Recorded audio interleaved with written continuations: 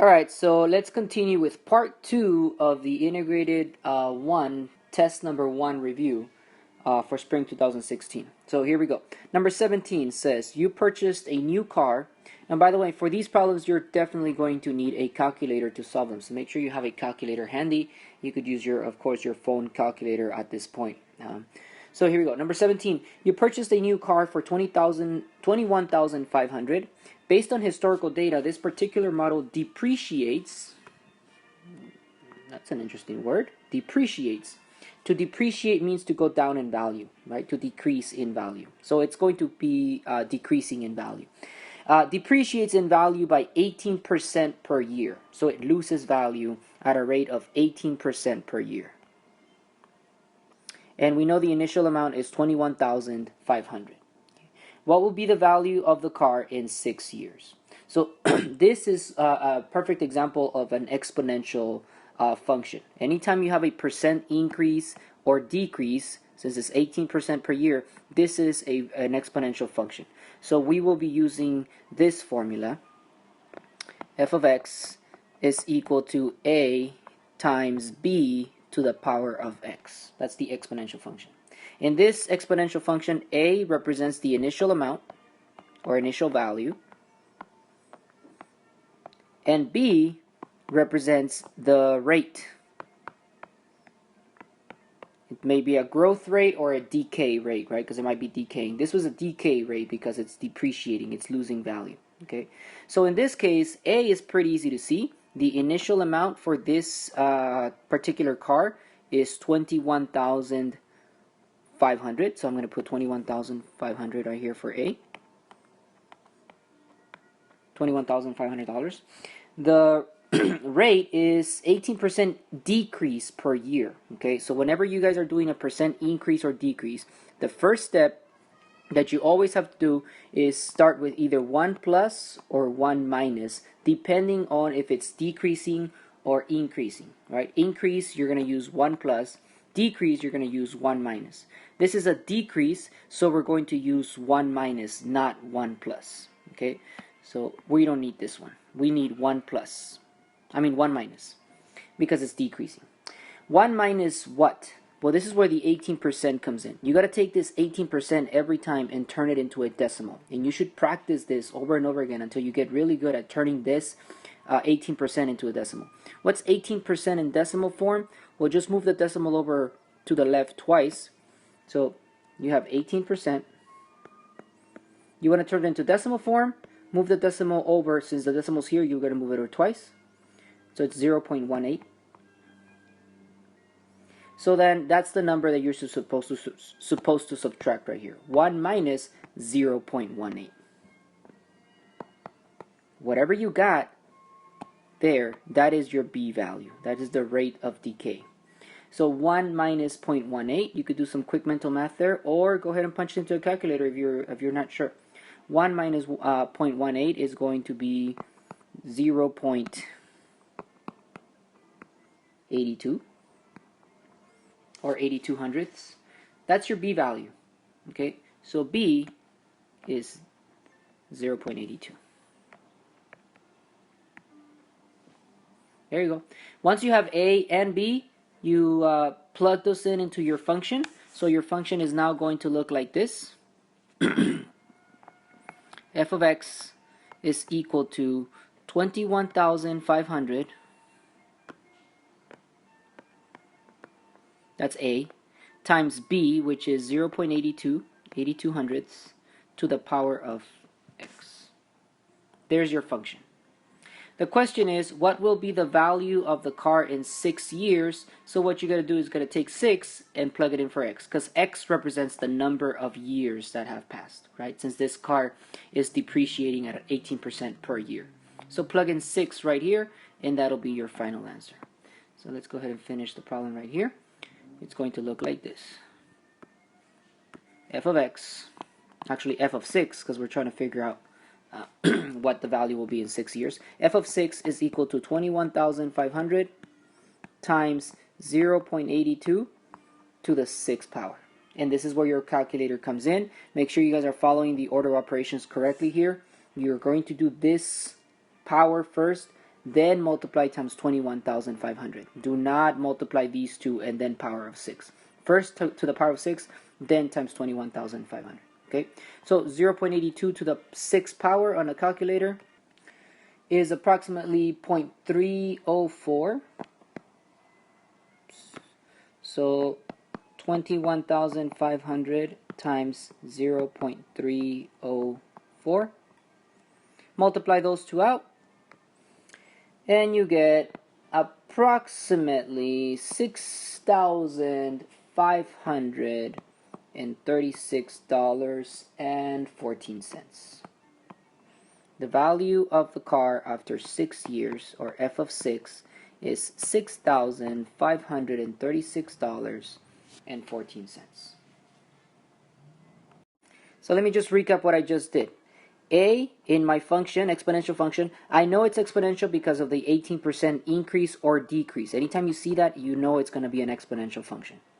A is the initial amount of the function, right? In this case, it's a new car, and the initial amount is 21,500. So that's A. B is the rate of growth or rate of decay, depending on what it is. This is a rate of decay because it's depreciating. So B is 0.82 because you always use 1 plus or 1 minus, depending on if it's increasing or decreasing. Since it's decreasing, you use 1 minus. 1 minus what? 1 minus 18% in decimal form, which is 0.18. So 1 minus 0.18 is 0.82. I took those two values, plug them into my function here, and I came up with this function. 21,500 times 0.82 to the power of x. And then at the end, I just plugged in 6 for x because we want to figure out what's the value after 6 years. You plug in 6, you get 0.304, and your final amount is $65.36.14. All right, so number 18 is yours. Go ahead and try it on your own. Check your answer. Do it on your own, then come back and check your answer once you think you're ready to check it. Okay, so go ahead and pause the video right now, do it yourself, and then come back and check. Alright, number 18, here you go. This is the correct answer. I started with the initial amount of 200, that's the value of the textbook. It's depreciating, that means it's decreasing in value at a rate of 9% per year. So 1 minus 0.09 is 0.91. That's your B value, right? So plug those in here into the function A times B to the power of x. A is 200, B is 0.91. And then the question is, what will be the value in 5 years? So plug in 5 here. Plug in 5 right there, that's what we need, and basically just figure out what this value is. What is f of 5, right? What is the function after 5 years? In my calculator, this is just calculator work right here, 0.91 to the power of 5 times 200 gives you $124.81. This answer makes sense because the value of the textbook is $200, but it's decreasing in value, so it should be a number smaller than 200. So this is your final answer. Alright, let's look at 19 then. The value of a painting is $18,000 and increases at a rate of 12% per year. Write a function to model the situation and then find the value of the painting after 10 years. Okay, so the value of a painting is $18,000. That's your A value right there. A is 18,000. I already know it's exponential, right? I saw a percent increase right here. 12% increase per year, that's already tells me that it's exponential. So I'm looking for A and B. A is 18,000, that's the initial amount. B, it says here that it's increasing at a rate of 12% per year. So B is going to be 1 plus, not 1 minus, 1 plus because it's increasing. And 12% in decimal form, you should be able to do that quickly in your head. It's 0.12. So add those two and your B value is 1.12. Using 1.12 as my B value, then I can come up with the function, which is f of x equals A, 18,000, times B, 1.12, to the power of x. There's my function. And now I can answer the question. Write a function to model situation. Done.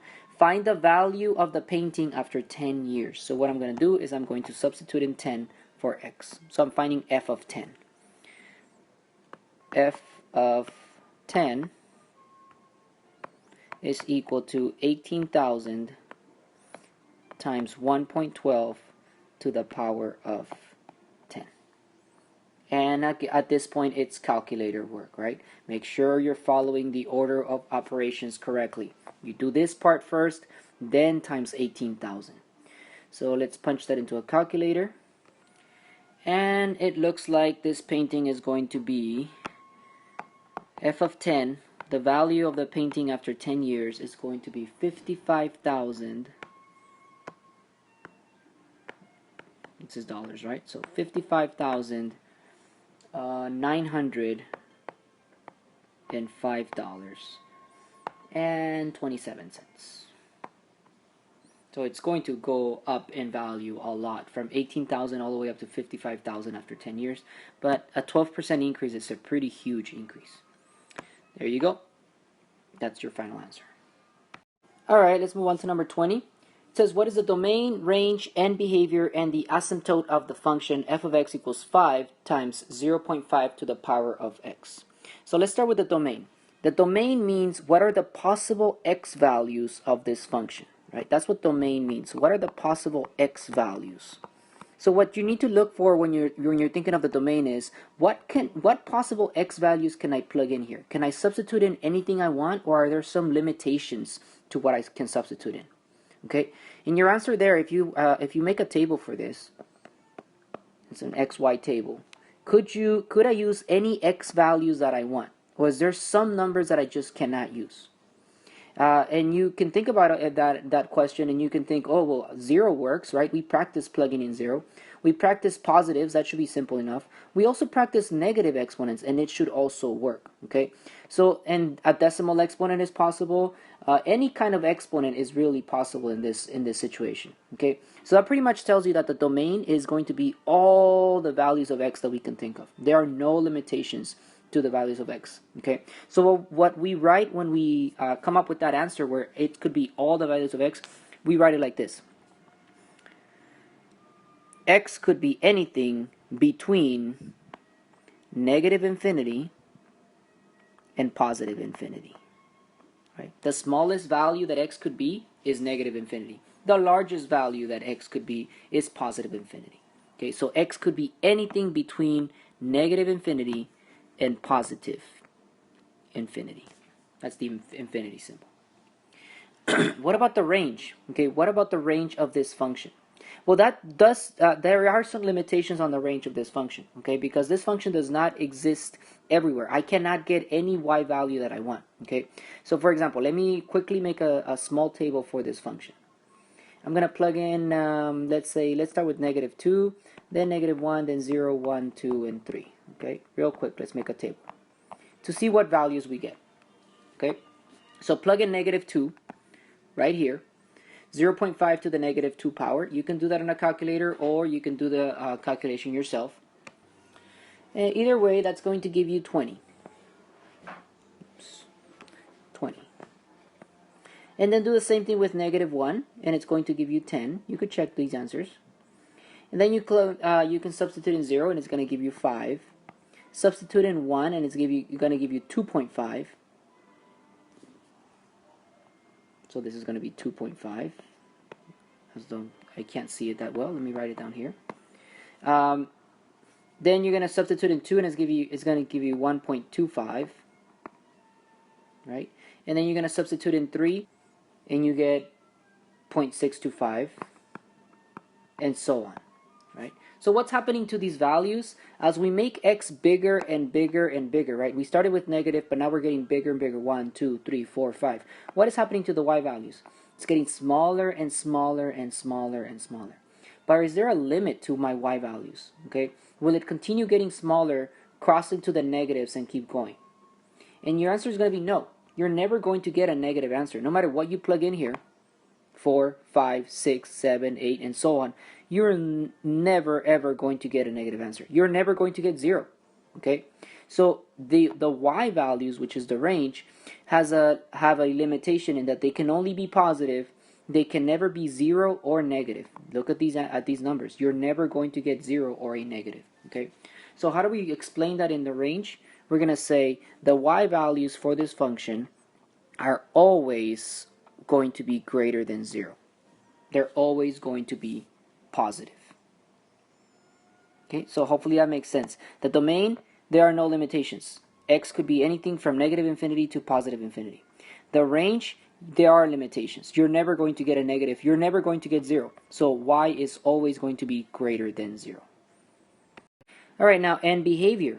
Using the same table that I already came up with, I can explain the end behavior. Okay, end behavior means what does this graph look like at its ends? Okay, at its left end, meaning as x gets more and more negative, what's happening to this graph?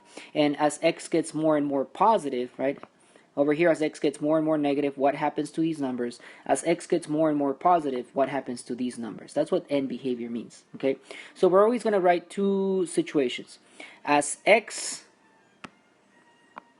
approaches, that's what this arrow means, as x approaches negative infinity, that really means as x goes to the left, as x becomes more and more negative, what happens to the y values?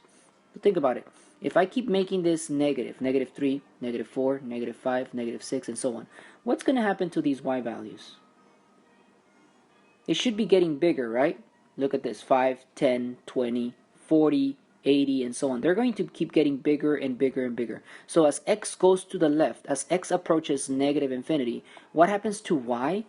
Y approaches infinity. They're going to get more and more positive. They're going to get bigger and bigger and bigger. Okay, so let me explain again what this means. As x goes to the left, y goes up. That's what this means. As x goes to the left, more negative, y becomes more positive. So y goes up. The other situation is what happens on the other side. What happens as x gets more positive? So here I'm going to put as x goes to positive infinity. What happens on that side? As x goes towards positive infinity, what happens to y? Well, let's look at the table again. What happens is as x is getting bigger and bigger and bigger, what is happening to y? It's getting smaller and smaller and smaller. But again, there's a limit, right? It's never going to get to be negative, okay? So what is happening to y? It's getting smaller and smaller. It's approaching a certain number. What number is it getting closer and closer to? 0. It's going to get closer and closer to 0 without ever reaching it. So it's approaching 0, okay? So here, let me explain again what this means. As x goes to the left, y goes up. As x gets more negative, y gets more positive. Look at this. As x gets more negative, y gets more positive. As x goes to the right, y approaches 0. Right? As x gets bigger and bigger, y is getting smaller and smaller, getting closer and closer to 0 without ever reaching it. Basically, for end behavior, you're always looking at x as it goes to negative infinity, as it goes to positive infinity, right? End behavior means the end. So as x gets smaller and smaller, as x gets bigger and bigger. So you're always going to have these two right here. The only thing that will change is this. What happens to y? Sometimes y is going to go increasing to positive infinity. Sometimes it's going to go towards negative infinity. And sometimes it's going to go towards 0. All right, and finally, the asymptote. An asymptote is a line that a graph approaches without ever reaching. Okay, it gets closer and closer to that line, but it never actually reaches it. We already kind of saw it with the end behavior. Look at this y values here. What number are they getting closer and closer and closer to? 0, right? They're getting smaller and smaller, but they're never actually going to reach 0. You could keep making this smaller. Plug in 4, and you're going to get a smaller number. Plug in 5, you're going to get a smaller number. But you're never going to get exactly 0. Okay? So the asymptote is basically what that line is approaching without ever reaching, which is 0. The equation of your asymptote is y equals 0. Okay? The line, the horizontal line, which is basically the x-axis. Okay, you try 21. I know this might seem like a tough problem, but go back and look at 20. If you get confused or stuck at any point, go back and look at 20 so that you can handle 21. Try it on your own, pause the video, then come back and see the correct answer. Okay, go ahead and pause the video now. Okay, so here's your solution to number 21. Once again, just like in number 20, I decided to make a table to see what is happening to this function as x gets more negative and as x gets more positive. So I included -3, -2, -1, 0, 1, 2, and 3 in my values. Okay, and I can see a pattern here, right? y is really small over here, but it's getting bigger and bigger and bigger. As x gets bigger, y is also getting bigger. Okay, but again, just like in number 20, it looks like all my y values are positive. Even if I make x more negative, -4, -5, -6, and so on, it does not look like this is going to get any more, it's not going to become negative, right? It's approaching 0 without ever actually reaching it. Okay, so to answer the questions, the domain, just like in 20, the domain means that I can plug in whatever I want into my function with no exceptions. I can plug in a positive, I can plug in a negative, and I still get an answer out. So the domain is any number I can think of, and in order to symbolize that, we write this, from negative infinity to positive infinity, right? X is somewhere in between those two. The range, just like I said on the table, it looks like the y values are always going to be positive. So my range is going to be y is greater than 0, which means y is always positive. My end behavior, as x gets more negative, remember these two things, x is approaching negative infinity, x approaches positive infinity, those are always going to be the same thing here. So as x approaches negative infinity, as x gets more and more negative, what is happening to y? Right? If I keep making this negative, y is getting smaller and smaller and smaller, but it never passes 0. It's approaching 0, but it never actually reaches it or passes it. What happens to the right? As x goes to the right, gets more and more positive, looks like y is getting bigger and bigger and bigger, and it's going to keep getting bigger and bigger forever. So y will be approaching infinity. As x goes to infinity, y also goes to infinity. And finally, what's the asymptote? Just like I explained in number 20, the asymptote is a line that the graph approaches without ever reaching. So the asymptote here is again 0 because it's approaching 0, right, on the left side, but it never actually reaches it. So my asymptote is y equals 0. Alright, 22. At this point, it looks like we're going to be doing a bunch of review problems from first semester, okay, that are coming back, and they are going to be on the test, okay. So 22. What is an equation of the line in point-slope form? Alright, point-slope form, let's recall, is y minus y sub 1 equals m times the quantity x minus x sub 1. In point-slope form, which has a slope of -3, so they're telling me that m is equal to -3, the slope is m, and contains the point 4, -5. So 4, -5, that is x sub 1 and y sub 1. So basically at this point it's just a plugging in game. Plug him in, y minus y sub 1, which is -5, equals m, which is -3, times x minus x sub 1, which is 4. So it should look like that, right? Y sub 1 is -5, m is -3, x sub 1 is 4. Okay, and once I clean this up, it looks like y plus 5, because minus -5 means plus 5, equals -3 times x minus 4. And the question is asking me for point slope form, so I'm done. This is your final result in point slope form.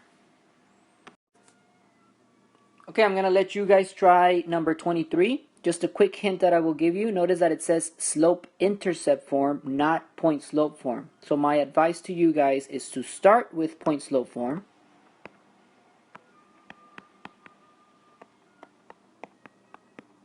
That one. Plug in your slope, which they didn't give you. You have to figure out, find that slope using these 2 points. Plug in your slope, plug in one of the points, either 1, 9 or -4, 24 into x sub 1, y sub 1. And then, after you have plugged it in, change it, convert it to y equals mx plus b, which is slope intercept form, which is what they want. Okay, so go ahead and try it on your own, and then come back to see the final correct answer. Alright, so here you go. There's the correct solution to number 23. Like I said, start with point slope form. The first thing I did is find the slope. Okay, so you might have learned how to find the slope using the slope formula, or maybe you learned to stack the 2 points together. Either way, you're going to find the same slope, which is -3. The way that I did it here is I stacked 1, 9 and -4, 24 on top of each other, and then what I did is I figured out what was the change from one point to the other. So I did from 9 to 24, what's the change? Plus 15, right? It went up by 15. From 1 to negative 4, what's the change? Minus 5. It went down by 5. So then I took those two numbers and divided them. 15 divided by negative 5, that's your slope, which is the change in y over the change in x. So I got negative 3. Then I chose one of the 2 points. I chose 1, 9, but you could have chosen negative 424 if you wanted to. Chose 1, 9, and I called it x sub 1 and y sub 1. So using these three numbers, negative 3 for the slope, 1 for x sub 1, and 9 for y sub 1, I substituted them into my point slope form. So here's y sub 1, here's m, and here's x sub 1. Then I distributed the negative 3. Negative 3 times x is negative 3x. Negative 3 times negative 1 is plus 3, positive 3. Careful with that sign. And then all I did was add 9 to both sides, and that made it slope-intercept form, which is what they're asking for, right? Slope-intercept form. Y equals mx plus b. All right, 24, another old problem that we saw back in first semester. It says, what is the solution of the proportion? Anytime you have a proportion, first of all, what is proportion? Proportion means two ratios equal to each other, or two fractions equal to each other. Okay, so anytime you have a fraction equals a fraction, regardless of what's in the numerators and denominators, that's called a proportion. Okay, you're setting two ratios equal to each other. So this is a proportion. In order to solve a proportion, there's one very simple concept that you guys have to do, okay, which is cross multiplying.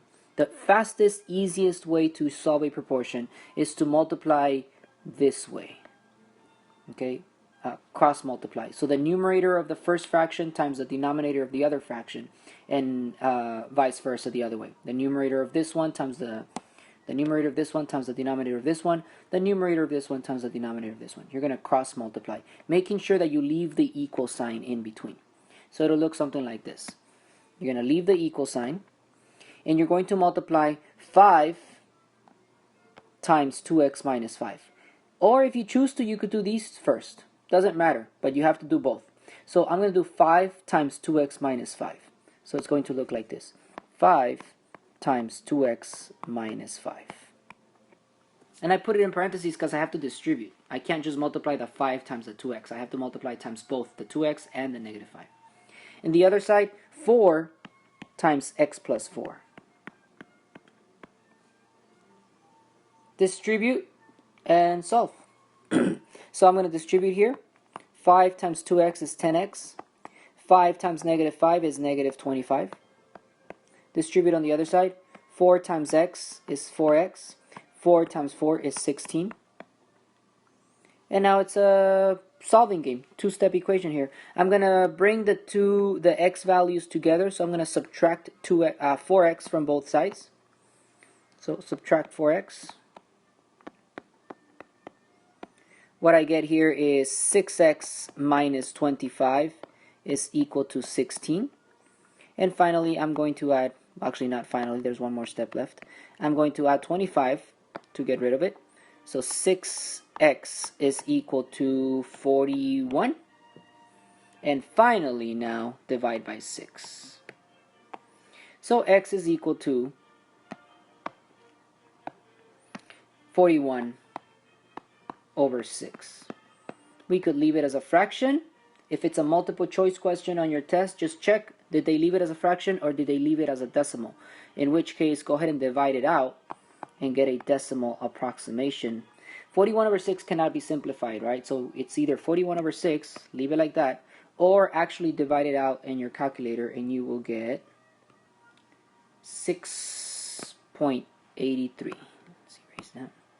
6.83333333 forever, repeating decimal on the 3. There you go. Alright, so same as before, you try 25, do it yourself, then come back and check your answer. Okay, so go ahead and pause the video and do it yourself.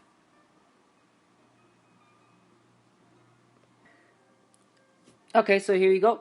Number 25, once again, I cross-multiplied 5 times 4x minus 5 is equal to 3 times x plus 7. So that's what I have. 5 times 4x minus 5 equals 3 times x plus 7.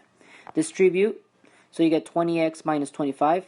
Distribute over here, you get 3x plus 21.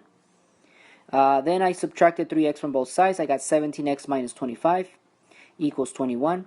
Then I added 25 to both sides to cancel the 25 here. And I got 17x equals 46. And finally, to get rid of the 17, I divided by 17 to get 46 over 17. As a fraction, you could leave it like this. There's nothing else to do. You can't simplify it. Or you can divide it out and get a decimal approximation, which is 2.71. Right, 26, another old question from first semester. The math club is having a fundraiser selling mugs for $10 each. All right, that seems like important information. The mugs are $10 each. And t-shirts for $14 each. The club raises a total of $1,004. X is the number of mugs. So X is mugs. And Y is t-shirts. So let me change the color here. T-shirts to match. And mugs. There you go. X represents the mugs and they're each $10. Y represents the t-shirts and they're each $14. The total amount that they raise is $1,004. Okay. Write an equation to model the situation. So we can't solve it. Okay. All we can do is come up with an equation. We really can't tell how many mugs and how many t-shirts were sold. Okay. There's a lot of different combinations that could have given us $1,004. But we can come up with this quick equation. If the mugs are $10 each, and X represents the number of mugs, then the total money raised just in mugs is going to be 10x. Think about it. If they sold one mug, that's $10. If they sold two mugs, if we plug in 2 here, that's $20 and so on. 10x represents the total amount that they made from the mugs. What about the t-shirts? Well, that would be each t-shirt is $14, so 14y, because y represents the number of t-shirts. 10x is the total made from the mugs, 14y is the total made from the t-shirts, and the total amount that they made is $1,004.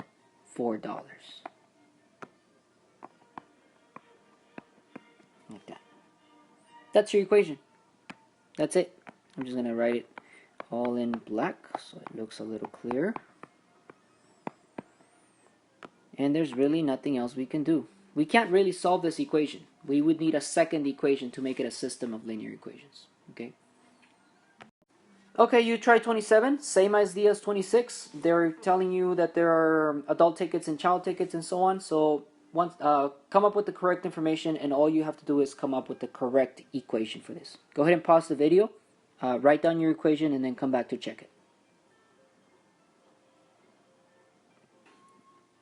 Okay, so here you go. This is the correct equation for number 27. 3 adult tickets, which are represented by X. 5 child tickets, which are represented by Y. And the total is 40.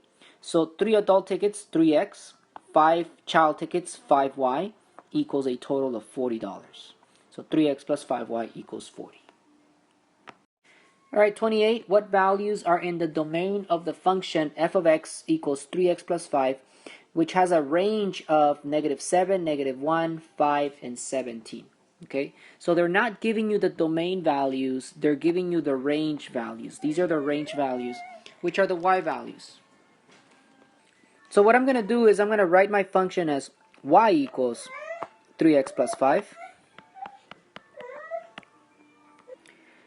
So I'm going to plug in a bunch of y values, which are these values that they have given me, and figure out what the x value is for each one. Okay, so let's plug in -7 to start with. -7 equals 3x plus 5, and solve for x. To solve this, I'm going to subtract 5, right? That's going to be -12 equals 3x. Then I'm going to divide by 3, and I get x equals -4. So my first domain value is -4. And then we're going to do it again with -1. So once again, here in place of y, I'm going to substitute in -1 and then do the work again. Okay, so it's going to look like this. Negative 1 is equal to 3x plus 5. And the steps are the same. Subtract 5, get negative 6 equals 3x. Divide by 3, and you get x equals negative 2. So the next value is negative 2. And so on, right? We're going to keep doing that for the rest. So the next one I'm going to plug in is 5. Right here for y, I plug in 5 equals 3x plus 5. Remember, where am I getting those values? From the range that they gave me, which is the y values, not the x values. So the next one is 5. So what I'm going to do is subtract 5. That's going to give me 0 equals 3x. Divide by 3. And I get x equals 0. So the next one is 0. Next, I'm going to plug in 17. Same equation, 17 equals 3x plus 5. So I'm going to subtract 5. That gives me 12 equals 3x. I'm going to divide by 3. And I get x equals 4. And so that's the final value in my domain. So this is the domain. They gave me the range. Using this range, this is my domain that I got, which are my x values. Okay, 29 is yours. Go ahead and pause the video, do it on your own, and then come back and check your answer. Quick hint, it is not the same thing as 28. Read it carefully and you'll see. It is not the same answer as number 28 that I just did. Okay, so read it carefully, try it, then come back and check your answer. Okay, so here you go. These are the correct solutions for number 29. Hopefully you guys read it carefully. It says, what are the values in the range given the domain? So in this case, instead of giving you the range, instead of giving you the range and finding the domain, they gave you the domain and you're supposed to find the range. So that's different. You're not supposed to plug it in for y, you're supposed to plug it in for x. Plug all these values in for x to see what you get out. Okay, so when I substitute in negative 7, I got negative 16. When I did negative 1, I got 2. When I got 5, I got 20. And when I substitute in 17, I got 56. So my range is negative 16 to 20, 56. This is the range, not the domain. The domain was the one that they gave me. Alright, number 30. Graph the exponential function f of x equals 3 times 0.5 to the power of x. And then there's a bunch of steps that we have to do. First, we're going to fill in the table. So we're going to plug in negative 2, then negative 1, then 0, then 1, then 2. Okay, I'm going to do this manually by hand, but you could also do this with a calculator, of course. Okay, so by hand, this is the way that's going to work out. I'm going to do 3, and I'm going to change the 0.5 to 1/2. It just makes my job a little easier. And I'm going to start by plugging in negative 2. When you substitute in a negative exponent right there, you have a negative exponent, what you need to do is do the reciprocal of your fraction, which is 2 over 1, and change your exponent to positive. So it's 3 times 2 over 1 to the second power. 2 over 1 is just 2. And we could do that in our heads pretty much, right? 2 squared is 4. 4 times 3 is 12. I get 12 on this one. So once again, this is what I did. I plugged in negative 2 right here. First I changed 0.5 to 1/2, which is true, right? 0.5 in fraction form is 1/2. Then I did the reciprocal of 1/2, which is 2 over 1, and that makes the exponent positive 2. And then 2 over 1 is just 2, so 2 squared is 4, times 3 is 12. Let's do it again with negative 1. So it's going to look like this. 3 times, again, 1/2 to the negative 1 power, which means 3 times 2 over 1 to the positive 1 power, which is just 2 to the 1 power.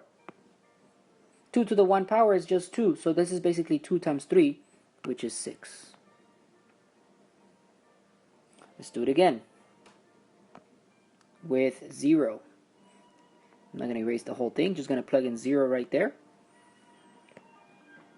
Right? 1/2 to the 0 power, there's no need to do the reciprocal then, so I don't need this part right here. 1/2 to the 0 power. Anything to the 0 power always gives you 1. So this is just 3 times 1. 1/2 to the 0 power is 1. So 3 times 1 is 3. You should start seeing a pattern here in my numbers. 12, 6, 3. What's happening to them? They're getting smaller by half, right? They're being cut in half. We can either continue that pattern or we can continue plugging in to see what we get. Okay, but we can pretty much assume that the next number is going to be 1.5, which is half of 3. Let's just check that to make sure that is correct. So it's going to be 3 times 1/2 to the power of 1. 1/2 to the power of 1 is just 1/2, so 3 times 1/2. 3 is 3 over 1. So 3 times 1 is 3, 1 times 2 is 2, so this is 3/2. 3 divided by 2 in decimal form is 1.5. And when you guys are trying to graph, it's always better to put them in decimal form because you're going to be plotting those points in your graph to see what you get. Alright, so just like we assumed, it's getting smaller by half, right? You're getting cut by half. So the next number should be half of 1.5. So if you can't do that in your head, think money. That's always the best way to think about it. What's half of $1.50? 75 cents. So 0.75. Or plug in 2 here and see what you get. You will get that number. Okay, let's put those points in our graphs. In our graph, we're going to do -2, which is 12. Doesn't fit in our graph here. But -1, 6 does. So let's do that one.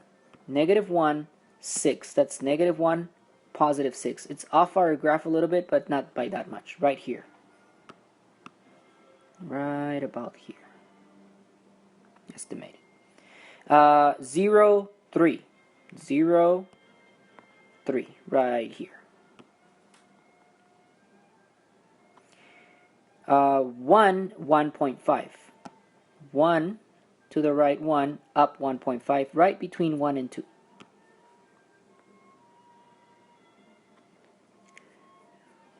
2, 0.75. That's almost 1, but not quite. So it's going to be 2, and then right about here at 0.75. So right about there. And you could see it's one of those classic exponential functions. It starts going up like that, but then it decreases and it becomes flat. Try that again. Starts going up and then it decreases, hitting those points, and it becomes flat, flat, flat, flat. It never reaches 0. It approaches it, but it never actually reaches it. Okay, describe the end behavior of the graph. We practiced this already earlier in one of the problems, but by looking at the graph I can tell that as x approaches, remember this is what this means, as x approaches negative infinity is what should go here. I don't know why it got cut off. As x approaches negative infinity, what that means is as x goes to the left, what happens to y? As x is more and more towards the left, what is happening to y? If I keep plugging in numbers to the left over here, y is just going to keep getting bigger and bigger and bigger, right? So as x goes to the left, as x approaches negative infinity, y will approach positive infinity. Y will just keep getting bigger and bigger and bigger. As x goes to the right, as x goes more and more towards the right, what is happening to y? It's not getting smaller. I mean, it is getting smaller, but it's never going to become negative, right? It's approaching a certain number, and you can tell from these numbers. It's approaching a certain number, but never actually will reach it. What is that number? 0. So as x goes to the right, as x approaches positive infinity, y approaches 0. And part D, what is the asymptote of the graph? We already talked about that before. An asymptote is a line that the graph approaches without actually ever reaching it. So it's basically your end behavior, right? What is the asymptote? It's approaching 0 without ever reaching it. Your asymptote is y equals 0. There you go. Okay, 31 is all yours. Do exactly what I just did with 30. following the exact same steps, you could come up with the correct graph for this one. Okay, so once again, pause the video, do it on your own, then come back and check. Okay, so here you go. These are the correct solutions for number 31. Plug in these values and you're going to get 0.22, 0.67, 2, 6, and 18. Connect those dots, plot them on the plane and connect them, and you get this graph right here. It starts flat and then points up. The end behavior of the function, as x approaches negative infinity, remember what that means? As x goes to the left, y gets smaller and smaller, approaching 0 without ever reaching it. So as x goes to negative infinity, y approaches 0. As x goes to the right, as x approaches positive infinity, y is getting bigger and bigger and bigger. So y goes to positive infinity as well. And finally, the asymptote, as we've been looking at, the asymptote is a line that it approaches without ever reaching. In this case, again, is y equals 0. It will never reach 0, although it's getting closer and closer to it. Alright, and that concludes part 2 of your review for the test. Okay, so make sure you guys review, continue studying. There might be another one coming up soon. We'll see. Okay, see you guys in class.